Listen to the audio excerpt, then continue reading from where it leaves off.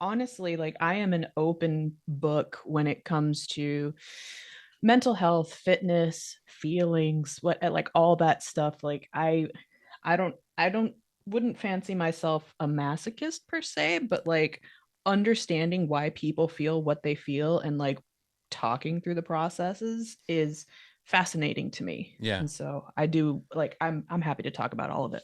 Excellent. Okay. So, hello, friends. Here we are again for another episode. Episode 7. My favourite number is number 7. And I got one of my favourite people with me. Hello. So it's Maria. Hello, Maria. How are you? I'm well. How are you? I'm getting there. I'm better than I've been the last few weeks. So Good. that's a plus. That's all that Mm, matters. I have started back on my fitness and my good eating, so I do feel I'm sort of 3 days back into it, and I do mm, feel it's weird how it's just 3 days.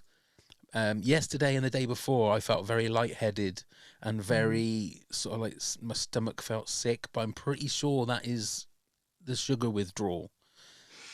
You know? That'll do it. That'll do it. Yeah. Like when you start to change your eating habits and whatnot, even if it's for the better, right? You start cutting things out that, might be a bit much. It's just your body goes, I'm sorry, what are we doing now? Mm, This is unacceptable. mm. And it's weird how quickly the body will tell you that Yeah. you've been putting a lot of shit in your body, and I can imagine it's exactly the same if you were withdraw from drugs or drink or any of those kind of drugs in Yeah. quotation marks, that your body first of all starts saying, "Well, look, this is going to feel shit for a while, so you need to just get used to it, get through it." And I've done it before. I mean, I started doing this fitness thing 530 odd days ago. The first week was really rough because I'd been Yeah. eating so much crap, and this week has been the same. I've literally just been eating like overnight oats, fruit, veg, and just no sugar at all whatsoever. So it. Yeah. So tell everybody what it is that you do, because and I've got to be careful what I say here. I've been seeing photos of you in all kinds of different positions, and that's going to come over as very, very pervy from Well, I my could end. put my leg over my shoulder. Uh, I've seen those photos. so I so what I my main job, I suppose, is I am a yoga instructor. I've been teaching for it'll be 9 years in March. And most recently, I've also added to my repertoire personal training, strength and conditioning training. A bit of nutrition is, I've got those certifications as well. I don't create meal plans, but it's more of just like general guidance on how to choose foods. Um, and yeah, that's kind of where I am now. Prior to that, I used to work in pharmacy, and I was a technician, so I was a pharmacist, and I was also a Spanish translator and interpreter. Um, and gosh, even before that, I used to work in construction. So I've Oh done my pretty much god. so many different things. So this is the same question that I asked when we had the psychotherapist on. It's like, so you're dishing out advice and dishing out sort of what to do and what not to do. What do Mm. you do when you're not in a particularly good headspace? It's uh it's hard.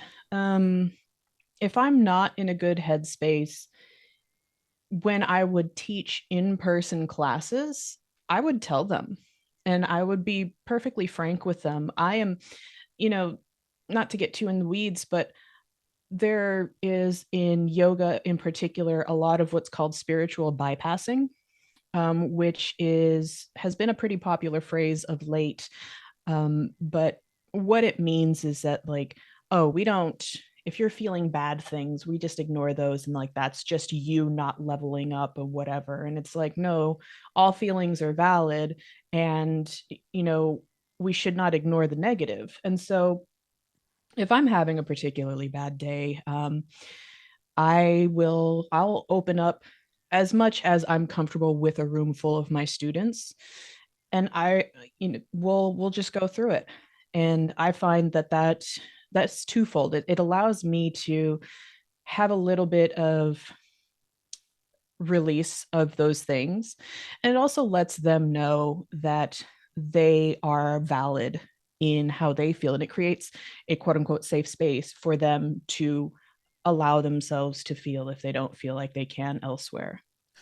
Okay. So with something like yoga, now from Mm-hmm. somebody that has never done 1 second of yoga in my life, okay, I wouldn't even know where to begin. I know that there's a downward dog or something, there's something like that, the lotus position, I'm assuming there's something like that. Yep. Do you have to be spiritual to sort of get to get the full amount out of something like yoga? Because again, I'm not spiritual as well. I'm not religious. Yeah. I'm not spiritual. I'm completely closed off when it comes to things like that. Mm-hmm. Do you not get the full amount out of yoga if you're not open up to those kind of things? I don't think you don't. Um, so I'm also not. Mm, I'm not religious. I I was forced, I should say. And forced is a strong word. I mean, I was not an adult, so I was, you know, my mom was still making decisions for me, and she felt that the right decision for me when I was younger was to put me in Catholic school. Right. Okay. And so that was, I mean, I guess that kind of helped me decide what I don't like. Yeah. But I I appreciate the intention behind, like, for example, with yoga, it is not specifically a religion, but it is adjacent to Hinduism, Jainism, Buddhism, and stuff like that. And you can see the interweavings when it comes to the what's called the 8 limbs of yoga, because it's not just the physical, it is meditation, breath work, it's an entire lifestyle, if you like. And it's there, but it doesn't mean you have to do it. And that doesn't mean that you would not reap any sort of benefits from it by not partaking in the spiritual. I think spirit can be a lot of things, and it doesn't have to be specifically attached to religion. We all have spirit, we all have self, and it doesn't have to be attached to something that is some sort of large religious practice. It can Mm. just be you out on a walk, right? It can be you out connecting with people. It can be any of those things without a specific structure that you go to each time to then go, right, then I'm going to be spiritual now and whatever. Okay. Okay. Because the things like obviously getting fit and doing fitness is too for me. I wouldn't class yoga as something like that. Do you know what I mean? I Mm-hmm. feel like getting some weights or hitting a punch bag or something is something that you're going to get going to get sort of benefit from fitness wise. But then I see that a lot of people that say they do yoga, they are absolutely knackered by the end of doing yoga because it takes so much out of you. Mm-hmm. So is that because it's not just a physical thing, but it's a mental thing as well? I think so. There is the physical aspect to yoga. The purpose of it is really, it is fitness to a degree, but the purpose is to prime the body to be able to sit for long periods of meditation, contemplation, and surrender, to whatever the thing is you're surrendering to, so that you can kind of quiet the mind. And so you move the body to be able to comfortably quiet the mind, because if the body hasn't moved much, and this feeds into modern day fitness, where if one doesn't exercise, sometimes you have elevated levels of stress. And so when you have a regular exercise routine, your stress is mitigated, you have better sleep, all these other Mm. things. So that's kind of the same concept on in a much older practice. Uh, but people get tired from the yoga practice because it can be rigorous depending on how you teach it. And it's funny that you mentioned that.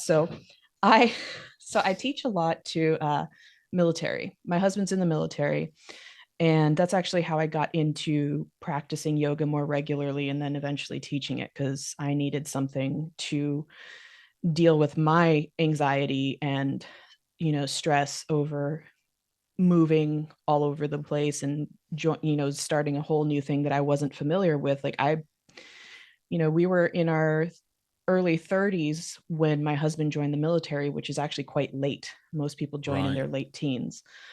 So I had already had a whole life established before I, met my husband and we did this. So anyhow, I I often find that, first the military is very heavily male dominated. And there is that mentality that, oh, yoga is just for chicks in stretchy pants, which I'm actually wearing my stretchy pants. But, it's, and I understand because that's the way it's marketed these days, Yeah. um, both for clothing brands and whatever. We like our stretchy pants, that Yeah. they help us, move and kick. And they come in with this level of reticence and doubt, when they come into practice, because I have a captive audience. They have to do some sort of physical activity each morning for most platoons, and they will enlist my help for their fun day that's not strength training. And so I see that, like, look around, looking at each other, whatever, Yeah. okay. And so I'm like, oh, good, we're going to have fun. Yeah. And so I see that, and I read the room, and I will, I'll tell them at the outset, you get what you put into it. If you're going to do this half-assed, you're just going to go through the motions, then you're not going to get anything out of it. So I'm encouraging y'all to try and just do it. You don't have to, but I'm going to tell you right now that you're going to have a better experience with it if you actually make an attempt. Yeah. And so, for lack of a better term, I will smoke them, and I just put them right through their paces. And they're over there just like Yeah. shaking and looking around like, what the fuck is happening right now? And then at the end of it, once they're done, so through a typical yoga practice, there's a warm up. You get into what we refer to as like the heat building, where you're actually, really going through your paces. And then you kind of come back down on the other side of it, cool down, and you have your final pose, which I prefer to refer to in the Sanskrit term, which is Shavasana. In English, it's called corpse pose. The intention is that with corpse pose, it's kind of the death of who you were before you got on your mat, so that you can get up and be a new person and go forward with this new self. Um, but for my military population and just people by and large, I think corpse pose is kind of a little bit of a hard entrance to what the intention is. So we just rest, come back. And they'll come out of it. And oftentimes it's the biggest, bulkiest guy who will come up and just say, I feel really good after that. Thank you so much. Like, I did not expect that it was going to be that hard. I did not expect that I was going to feel that good afterwards. And I'm like, yeah, Mm. it's what you make of it. So I'm Yeah. glad you tried. So there are obviously different levels you can't just go in straight away and start doing the shapes that, like, I've seen you, Paul. There must be entry levels Yeah. and easier ways of doing it, because again, I'm not the most supple of people, so I can't imagine that I'd be able to, like, balance on one leg while bending down and all that kind of stuff. So Mhm. you must have to gauge, or do you do like you would do in a beginner's class and an intermediate's class, as opposed to just having different kinds of levels in one class? So you can. It depends on the studios. The studios where I worked, back in Virginia, we just brought, we had different, we called them intensity levels, but it was just basically like in the kind of broad spectrum intensity level that was, it's rigorous, but it's very pretty like evenly balanced. So you're not, if you do any sort of standing balance, it's going to be minimal and it's going to be very accessible and modifiable. Right. So the way that I would always teach is I would start out with the most basic way to get into it. And just like, okay, you're going to do this. Very, very easy, very balanced, both feet on the ground. You're not going to be, taking a foot off the mat. And over the course of the hour or hour 15 of the class, we would get to a point where it's okay, you've created that mind muscle connection a couple of times. You see how this is progressing.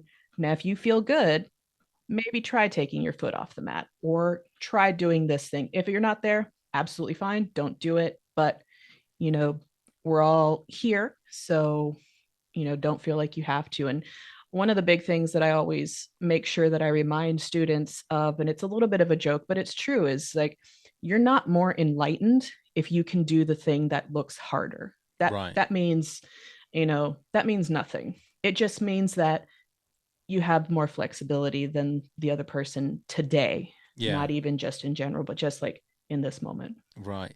Now, anybody listening will recognize that maybe you've got a slight accent, that you're not like British, but But you do, but you live here in England, don't you?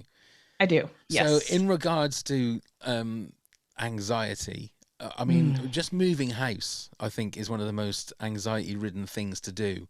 To move house into another country must Mm-hmm. be a whole different level. And but again, like you say, I suppose that comes with the job that your husband has, doesn't it? It does, but I'll be honest, I had a much bigger, I wouldn't call it a meltdown.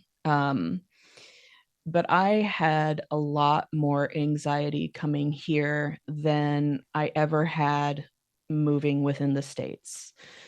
And I Is that think, because there's no good Mexican food over here? Is that what it is? oh God, well, that's a big part of it. No, no, it's God, how do I, it's, I'll preface this by saying, usually I don't care what people think of me. However, I never want to offend people. No. And I just know, and I think I take on that whole representing your entire country, which is just absolutely like I can't and I won't. But I know that for most people, as soon as they hear the accent, they're, oh, American. Mm, I see how it is. And I just don't like, I'm an introvert already, but having to speak with anybody local, it just terrified me because I'm like, oh my God, I just don't want anyone to automatically hate me because they hear my accent and they're like, oh, this fucker. Yeah. Like, oh, okay, sorry. And so it was a lot. And I feel bad for my husband because he was just like, he was all about it. Let's go pick up the car and like drive and do all this stuff. And I'm like death gripping on my side of the car, driving on the left hand side of the road. Yeah, yeah. And so yeah, it's been a lot to process. I've gotten a lot better and I've gotten a lot more comfortable, but there is still that anxiety of just not wanting to seem like the ugly American while we're here. Yeah, it's interesting you say that because I've always found if I ever hear anybody with an American accent, I automatically think that they're like the coolest people I know because just having an American accent is cool. I wouldn't think of it as anything like, oh, that horrible American. It just always seems to be just in my mind. I don't know whether it's because I'm a movie fan, so Mm, glamorous movies and movie stars mainly come from America and Hollywood. And, yeah, when you're younger, you think that everybody that has an American accent comes from Hollywood and they yeah. live in a massive mansion with a swimming pool. And I still feel that. I was talking to our friend Robin Hmm. a couple of episodes ago, and I was saying in my mind's eye, everybody that I know that's American live in this great big house with a swimming pool and don't work. They all, they're always like housewives of whatever it's called. And that's to me, in my mind's eye, is what every American does. But that's not the case, No, yeah. But and again, that might work the other way around for Americans with Brits. I was gonna say, yeah, that does that we definitely feel the same way. I do. As as soon as I hear an English accent or Scottish accent or something, I'm like, tell me more. Uh, but I had a mini freak out in Tesco one day because my husband will just randomly, apropos of nothing, he will speak in a British accent just for fun. Right. I'm not going to try to mimic it because that's Oh, just I going was to going to be ask you, what is your British nope, accent like? just not going to have. It probably sounds something like Davy Jones from the Monkees, Well, honestly. that's nothing wrong with that. There's nothing wrong with that. As long as it's not Dick But Van Dyke, that's oh fine. God, no. Or Lin Manuel Miranda's version. Exactly. Yeah, Exactly. no, Yeah. it's I would hope that it's not quite that bad, but um he had said something just kind of offhand while we were in Tesco, and I was like, could you please not do that here? We just got here. We literally just got off the plane. Please don't do this. He's like, oh my God, I forgot. I'm like, Yeah. Well, you don't don't think embarrass about, us. yeah, you don't think about it. I mean, the thing is, I've never been able to do a good American accent. I've never. Mine ends up sounding like a Chicago gangster is when I try and do an American accent. It just sounds awful. I would never, for 1 minute, as soon as I stepped on American soil, start thinking, I know what I'm going to do. I'm going to do my Chicago gangster because that's really going to make me happy with everybody else. It's a Yeah, dangerous thing. see, I'm gonna Yeah, have this exactly. bottle of water, please. See, you can do it so easily. Mine, I've really got to think about it. Oh dear. So you're also, I'll say you're also a musician as well. I've seen you with your guitars and stuff like that. Mm-hmm. Is that another way that helps you like unwind? Or Yes. one thing I've found learning the guitar, and if you can't play a certain chord, you can start getting very, very, you know, gritted Yeah. teeth and stuff like that. But it is quite a nice thing to do to unwind. Mm-hmm. It is. And it's kind of why I stick primarily to like the cowboy chords of late. I have a couple of electric guitars that I purchased because I love punk rock and I love like the heavier riffs and stuff. But I do find that trying to play those and solo and do all this other stuff is a little bit more challenging. I can get it and it's fun, but just, Johnny Cash is Mm. my favorite of all time. And just strumming through some of his songs and getting that energy out is so helpful. When I was a lot younger, I distinctly remember one time I was dating somebody and we we were never exclusive, and I think we just kind of like there was a rift and we were no longer dating. And so I was living with my stepsister at the time, and I just let her know. I went over to her room and I was like, hey, I just need you to know I'm having a bad night. I'm going to turn on the radio and I need to sing. I need to do something because there is something here in like just stuck and I need to just purge it. So if you hear what potentially sounds like cats dying, I apologize, but I need to sing. And it just helps like that just belting. That is actually something that I miss about living in the States. Whilst I do appreciate everything being walkable here in England, one of the things that I used to be able to do was just get in my car and drive and blast the radio and just belt my guts out and then come home and feel kind of okay. Yeah. It is therapeutic. I think sometimes I was over the last few weeks with having a bit of a dip. The one thing I've found is that sometimes music can help, Mm-hmm. but then sometimes music can also hinder as well, especially if you pick the wrong song to listen to. Yeah. It's weird how it can knock you back. And just when you're feeling sort of okay, you're Mm-hmm. on that knife's edge of just feeling okay. You'll hear the wrong song, and it's a song Mm-hmm. that I'll love, but it's a song that has maybe a different meaning to it, or is just a depressing song that Mm-hmm. just that tips you back into that depressive state. And I don't know. I don't really know whether that's a good thing or a bad thing. Um, I mean, I think that by and large, I think that we are afraid of our feelings. And we are, as a people, whether like, I guess I'll use like the British term, like stiff upper lip type of Yeah, thing. Like, yeah, like, suck it up and walk it off is what we would say in the States. It's like, you're fine.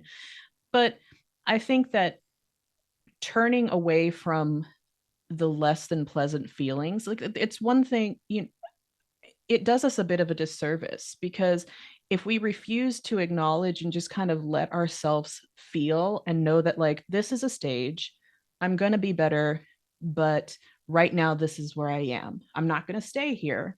It's going to change. Um, if we resist it and we really stress about being in that down space, I think that it takes us longer to come out of the down space. Mm. I just, you had talked about that, and it reminded me of an instance that I had had. Uh, my so my mom passed from cancer in 2019, and actually that kind of ties back to fitness as well. But I was in Virginia at the time, so we were just outside of Washington D.C., and I was driving down the Beltway to come home, and I was listening to an interview with Brandy Carlisle talking about a an album that she had produced for Tanya Tucker. And it was a song called Bring My Flowers Now. And they were asking Tanya Tucker about it. And she's like, well, it's basically about like I don't want people to bring flowers after I'm dead. I want them to bring them to me now and do all and like celebrate me now. Like, Yeah. what am I going to do with your love once I'm gone? That means nothing to me. Mm. And I just remember being on the Beltway, like bawling my eyes out, and I was like, I have to pull over. I can't do this. No. And it was right at the time when I was getting all the things in place to fly home so that I can, oh God, you said we were gonna cry. Oh God, don't, Maria. Oh, Oh, um, but it was I was getting everything in place to fly home so that I could help my sister-in-law, my brother, take care of my mom until she did eventually pass. yeah, yeah, And it was it was hard because my husband was deployed, and so he was in a whole other country, and I didn't know how long I would be gone, and then that song came on and I was like, oh, yeah.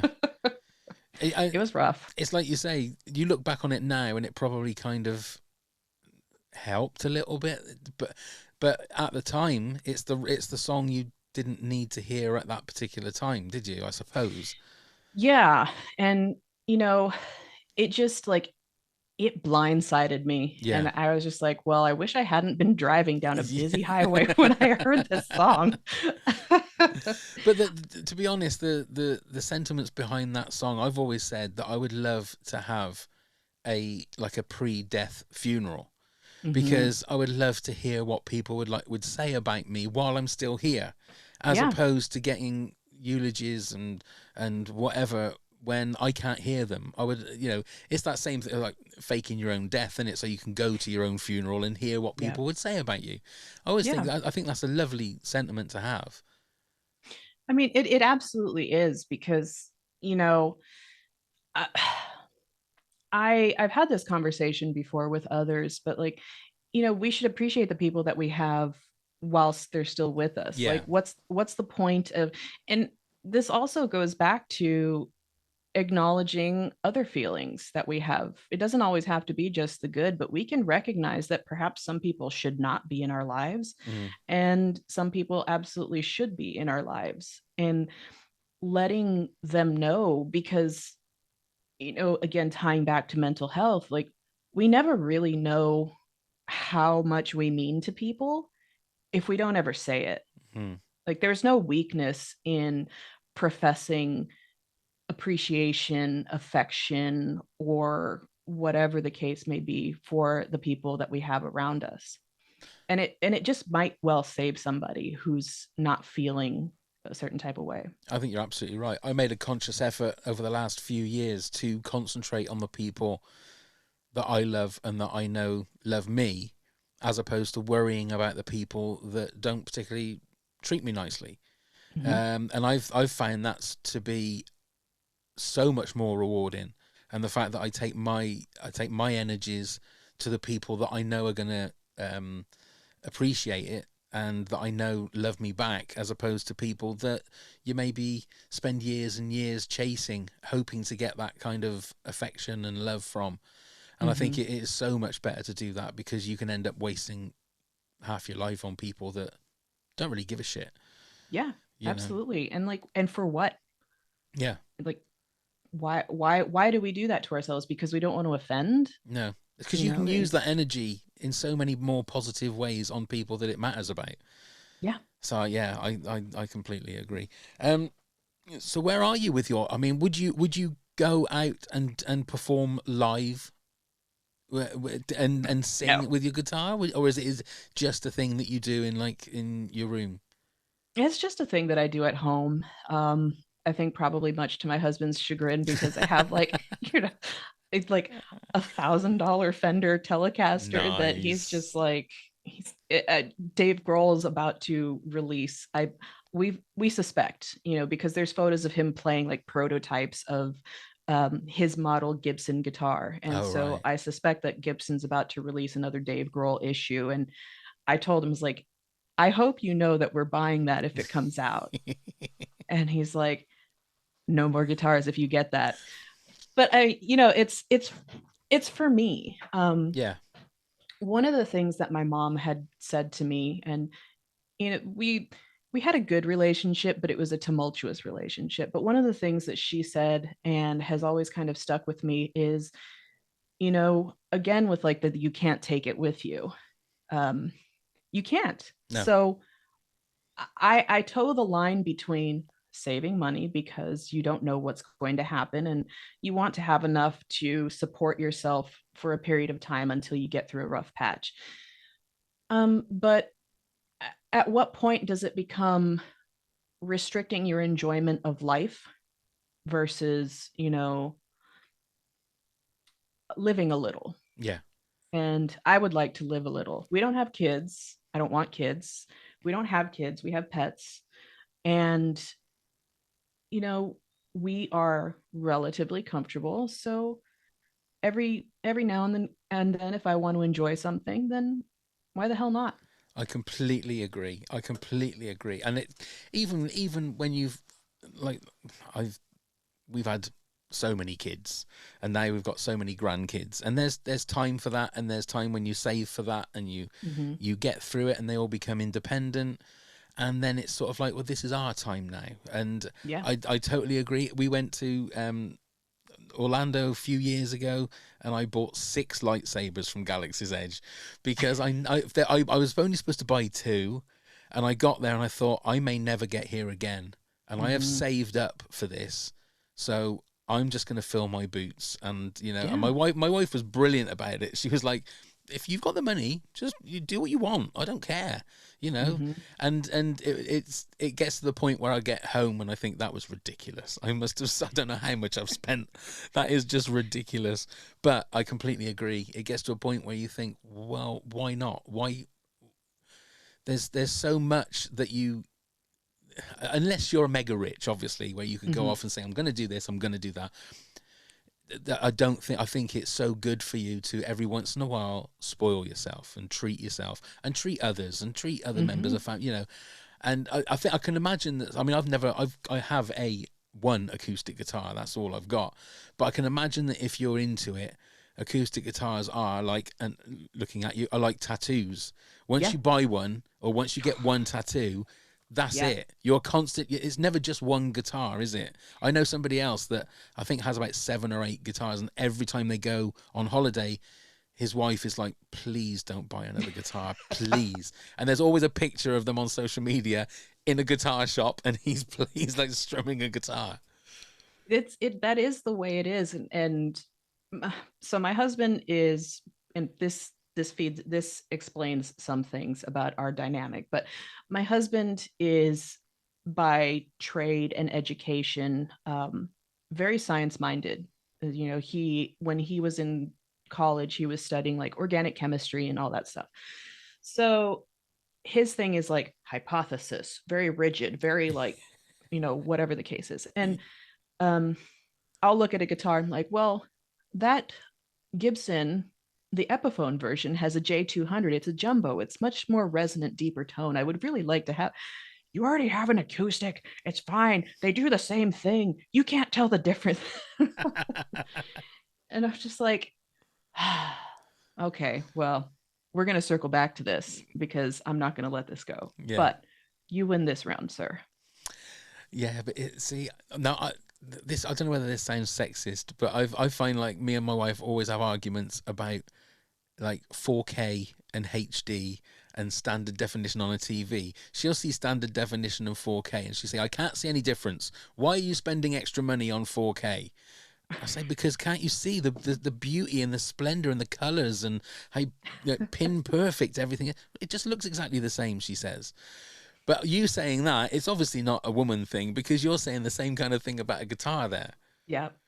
Well, yeah, and to be fair, I agree with you on that because when I was recording content for online, and I would record, I could tell a very distinct difference if I did not record in like HD or 4K. Yeah. I was like, oh, this looks like trash.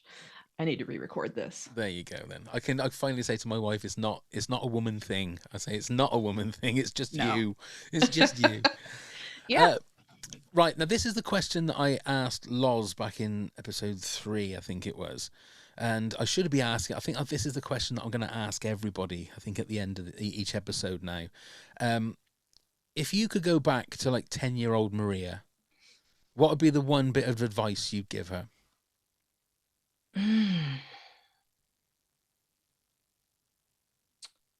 That's a really good question. There's so many bits of advice I would give her. Um,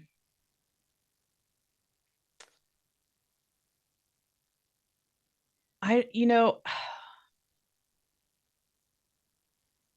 honestly, I don't think I have one. I think that it would probably be do what makes you happy. And the reason I say that is because, I, by and large, I am doing what makes me happy.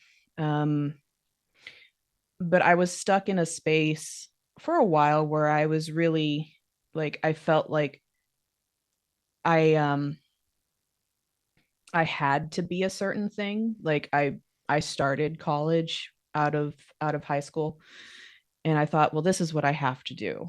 And I fucking hated it. Right. It was miserable. Like my plan at the time was to be an art teacher because I all manner of art I love. I did a lot of sculpting in school, a lot of sketching and stuff. I do prefer charcoal over like painting or color, but those that just spoke to me in a way that I could just sit down, shut the world out, and just sculpt or sketch. And it was my happy place.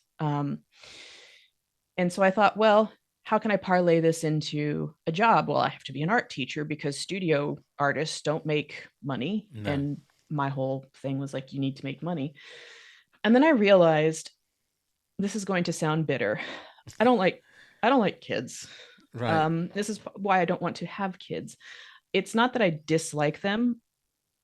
I have a hard time creating a connection Right.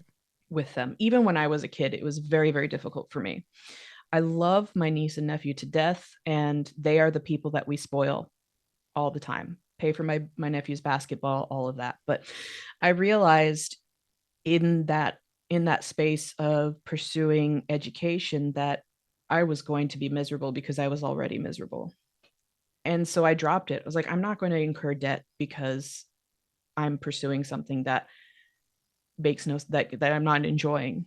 And then I guess I had like my first existential crisis at like 19. Like, well, then what do I want? I have no idea. So I've spent the last however many years just bouncing around working for the sake of working, which is how I ended up in construction and Right. running a printing press for a newspaper. Like I know how to drive a forklift, and like just these random bits. But my bills were paid. The money was tight, but Mm. I just continued on that path, and it, we don't. I'm not rich, but I'm also not in debt. No. And in the United States, that's huge. I Mm. don't have, my husband has student loan debt, and I don't. And so we're in a much more advantageous place than I think a lot of people our age. And so all those years where I was stressed and worrying about whether or not I was making the right decision, I'm I'm pretty happy with where I've gone thus far. Yeah. I mean, there's a massive difference between doing what you have to do and doing what you want to do, Mm-hmm. especially I think for your mental health. Mm-hmm. Final piece of the same question, really. Um, what would you hope 75-year-old Maria would say to you if she came back and saw you now? Well, I would hope she would say the earth hasn't melted, first and foremost.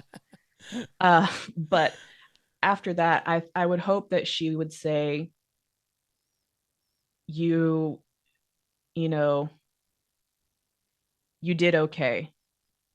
Everything, like, I think that's it. Like, you did okay. Like, um, that is a little bit of an underlying fear of mine. Most people who have children have, I guess, a built-in caregiver for later stages of life. And so That's the reason to have them. exactly, like You kind of think of all those kidneys that I could use if I needed them. but like, I think about that with like my mom or even my grandmother. So my grandmother passed in 2016 and my mom passed in 2019. And I just like I think about what would happen if they didn't have those people around them, Mm, and so I would hope that by the like I've just lived a life that I would be at least okay as I start to get into that more frail space. Like that, I never thought I would be at that point where I'm thinking about who's going to take care of me or my husband or whatever the case may be, but yeah. that is something that I do kind of worry about. I'm kind of hoping that the 75-year-old Maria will come back and say to you that your 10th collab album with Dave Grohl has just gone triple platinum. Listen, I was gonna say that 75-year-old me came back and said you and Dave Grohl were best friends, Yeah, but yeah. You never know, though, do you? You never you know. know, you You never never know. know. Well, Maria, thank you for spending some time with me. It's always an absolute pleasure speaking to you. It really is. Likewise, And I'm sure we'll get back together again and do another one of these. You'll come back on the top 10 of anything podcast, I'm sure, in the new year, because most again, we definitely. love talking to you there as well. Before we say our proper goodbyes, I got to get through all this gubbins stuff. If you want to get in touch, please email bigblackbearpod@gmail.com. Look on the show notes for Spotify, Apple, Amazon Music, YouTube, Good Pods, social media. All the links are on the show notes as well. And if you have enjoyed the podcast, but you do feel you need some urgent help, then for the UK, call the Samaritans on 116123. In the USA, it's 1-800-273-8255. That's 1-800-273-TALK, or the suicide hotline in the US, which is 988. And also come and check out the Top 10 of Anything podcast. The link is in the show notes. Do you have a website or anything for your like fitness and stuff? Not at the moment. I think at most my Instagram is probably the easiest to find me, Okay. which is Maria del Desierto. So Maria dot del del dot Desierto Desierto Okay, I can put the link on in the show Instagram. notes. People can then just click straight on it and they can see you in action, can't they? And some of the amazing positions you get into. That's a It weird way to keeps me finish. sane. It keeps you sane and keeps you supple as well, I'm That's sure. right. That's right. Thank you very much again, Maria. You're an absolute delight. Likewise. Bless you. Bye, friends.